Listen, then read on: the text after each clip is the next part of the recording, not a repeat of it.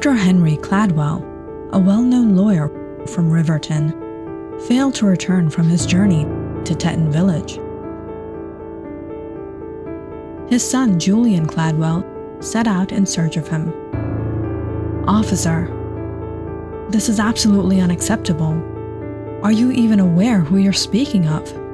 My father was no ordinary man. How can we let this go unnoticed? You must send your search patrols." "Julian, you don't have to inform me. I'm well aware of your father's status, and I assure you, my team will give their best to find Mr. Caldwell." "Officer, this isn't just about my father. Weeks ago, my father's friends, William and Anna Whitman, came from Teton Village to meet him. After a few days at our house, they returned, but my father never received word of their arrival back home. He called their relatives in Teton Village, who confirmed they never made it back. That's when my father went searching for them along the same route, hoping to find them or learn what happened. It's been a whole week. My father hasn't returned, nor has he communicated with us. It's as if he has vanished." "There seems to be a lack of information, Julian. Please, allow me some time." 3 more days passed with no word of Henry Caldwell. Julian was devastated. He couldn't accept that his father, a man of importance, would be forgotten.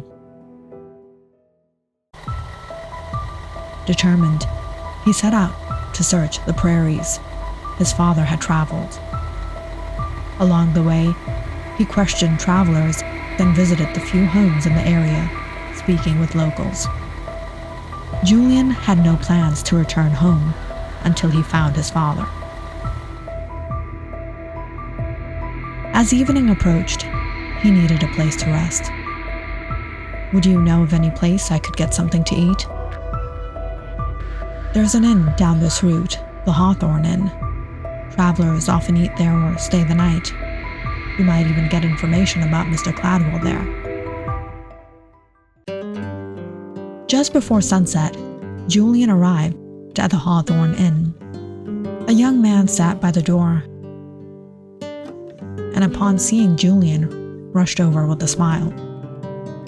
"Welcome to Hawthorne Inn. Treat yourself to a refreshing beverage and a hearty home-cooked meal inside." Julian smiled and nodded. Entering the inn, behind the counter stood an elderly couple. The woman noticed him and walked forward. "Excuse me, ma'am. I'm traveling in search of my father, Henry Caldwell.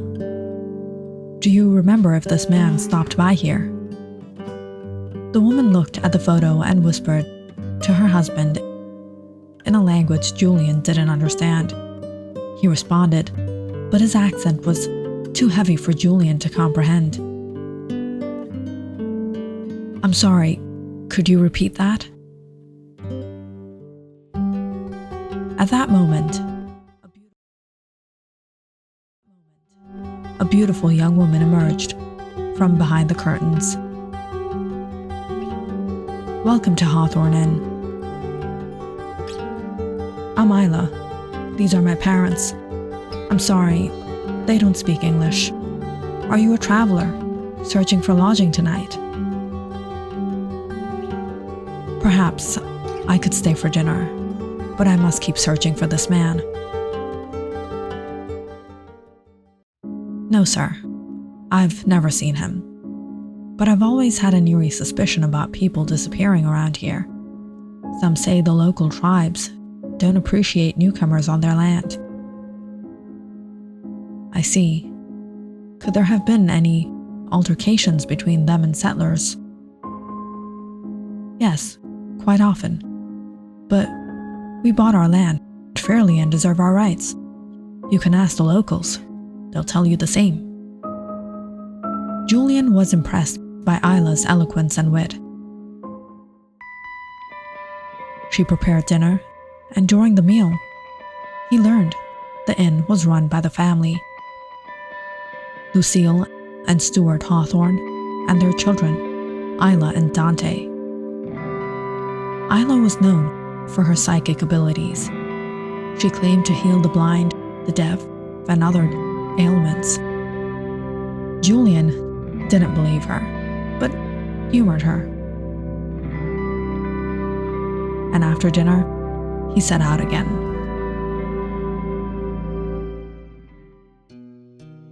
The next morning, Julian visited local families and was reminded of the inn when a woman warned him. "I went to the Hawthorne Inn months ago. That was the first and last time. Those people are dangerous.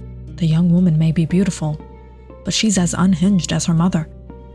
Lucille threatened me with knives. I was lucky to escape. She's a witch." Julian grew suspicious and immediately returned to the inn with some locals to confront Isla. "We need answers about what happened with this woman." Isla refused to acknowledge the incident, but the locals shouted at Lucille, while Isla tried to calm them. "You evil men. That woman insulted me and called my daughter a witch. I defended myself. Leave my property at once." Julian was dumbfounded. Lucille spoke fluent English, contradicting what she had led him to believe.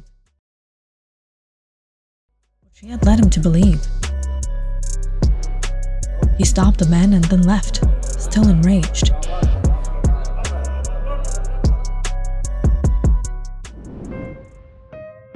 "Julian, these people and their neighbors, the Jonases, are involved. This isn't the first disappearance. Recently, Tom Cooper was found lifeless in the creek. Philip Cox, just a few kilometers away. Someone has been doing this, and it's none other than Lucille and her family." Julian looked at Isla, who appeared anguished. "We cannot accuse anyone without evidence." The crowd dispersed, but before leaving, Isla grabbed Julian's hand.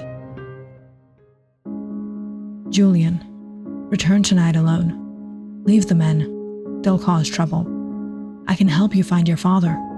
I only need something that belongs to him so I can sense his presence with my abilities." "I'll consider it, Isla. If I need your help, I'll come."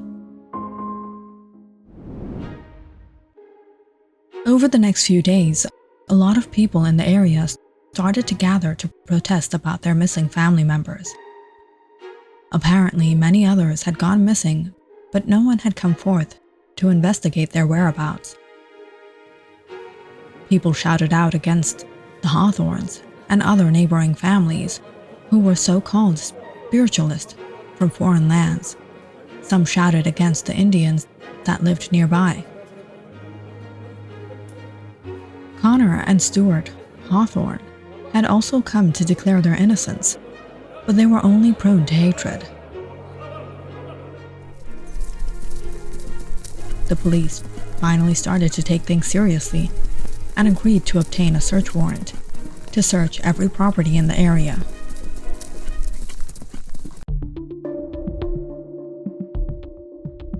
Julian decided to return to the Hawthorne Inn to speak with Isla. Perhaps they could come to a solution to both their problems.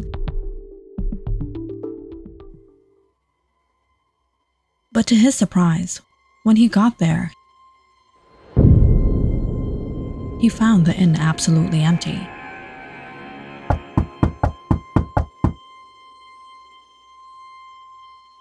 After some time, he broke down the front door. The cabin was empty.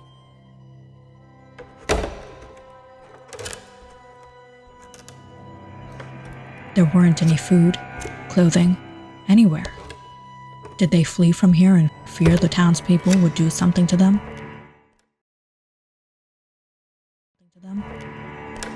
Julian walked around the cabin when suddenly he stepped on something.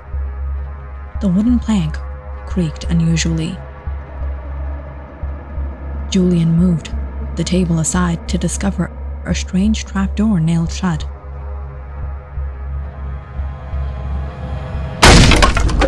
He broke the door apart, and at once Julian was hit with an awful stench. He was horrified to find the ground beneath the trapdoor stained in blood. He stumbled out of the cabin in search for some locals. In an hour, before he could gather men to return with him to inspect the property, the entire floor was broken apart with sledgehammers. However, despite the awful stench and visible blood, no bodies whatsoever were found inside the secret room. The men broke down the cabin and started to dig underneath it. It wasn't until morning that men continued to search, but no one had found anything. The police were finally informed and arrived soon afterward with their crew. They began probing around the areas around the cabin and the rest of the Hawthorne property.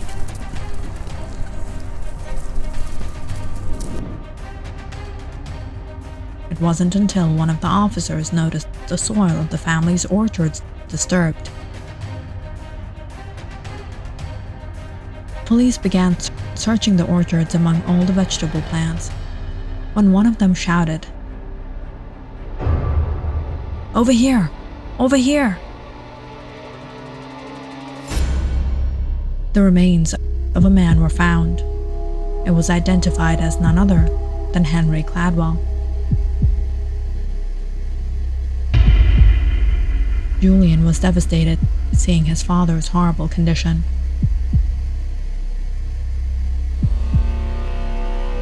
When the police continued their search, one by one, they found all the people who had gone missing buried in the orchard.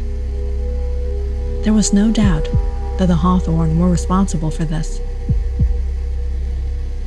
Search parties were sent in each direction to bring back these criminals. But even after days, the whereabouts of the Hawthorne could not be known.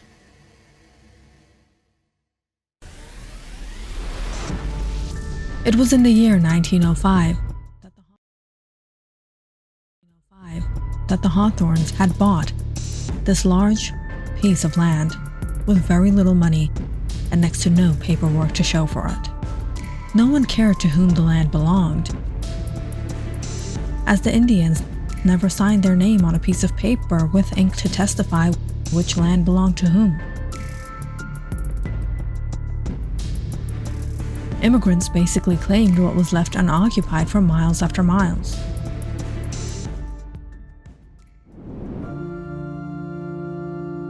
Stuart Hawthorne had done exactly that.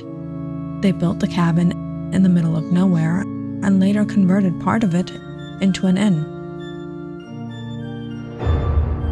Little did anyone suspect, it was only to bait innocent people to their death for the sheer thrill of doing so, and looting them in the process was just an additional gain for the family.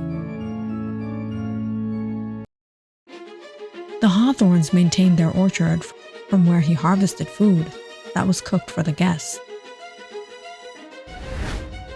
and to which the guests were then returned to rest forever. Connor would invite the traveler inside with hospitality, while Stuart and Lucille remained behind the register, pretending as the innocent foreign elderly couple who didn't know English. Isla attracted victims with her psychic claims and beauty. The traveler sat down on a seat of honor right above their secret trapdoor. While Isla entertained him with food, Stuart would attack him from the back with his axe. Lucille would ensure the death of the victim before Connor would open the trap door and allow the victim to fall in the dark room. Then they would bury them in their lovely orchard, where bypassers would see pumpkins, cabbages, tomatoes, and corn growing ever so peacefully. If you enjoyed this story, please like and subscribe to my channel and share this video with your friends and family.